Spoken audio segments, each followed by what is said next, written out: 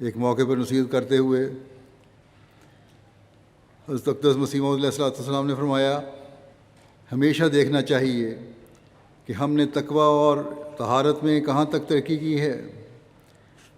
اس کا معیار قرآن ہے، یعنی قرآن کریم کی جو تعلیم ہے اس کو دیکھو، اس کو غور سے پڑھو، اس کو سمجھو، اس کے حکموں پر عمل کرو، تب پتہ لگے گا کہ نیکی میں کہاں تک ترقی کی ہے۔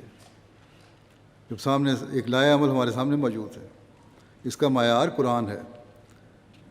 پھر آپ فرماتے ہیں کہ اللہ تعالیٰ نے متقی کے نشانوں میں سے ایک نشان یہ بھی رکھا ہے کہ اللہ تعالیٰ متقی کو مکروہات دنیا سے آزاد کر کے خود اس کا متکفل ہو جاتا ہے۔ پھر آپ نے فرمایا کہ علامت کیا ہے متقی کی؟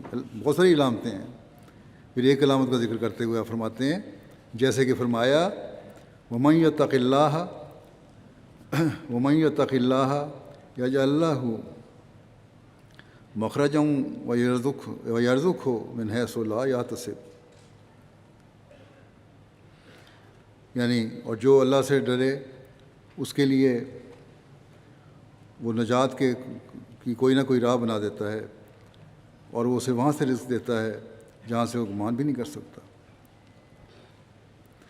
آپ فرماتے ہیں جو شخص خدا تعالیٰ سے ڈرتا ہے، اللہ تعالیٰ ہر ایک مصیبت میں اس کے لیے راستہ مخلصی کا نکال دیتا ہے، اور اس کے لیے ایسے روزی کے سامان پیدا کر دیتا ہے کہ اس کے علم و گمان میں بھی نہ ہوں۔ یعنی یہ بھی ایک علامت متقی کی ہے۔ متقی کی علامتوں میں سے ایک نشانی آپ نے علامت یہ بھی بتائی کہ اللہ تعالیٰ متقی کو نابکار ضرورتوں کا محتاج نہیں کرتا۔ بس بڑے سوچنے کی بات ہے۔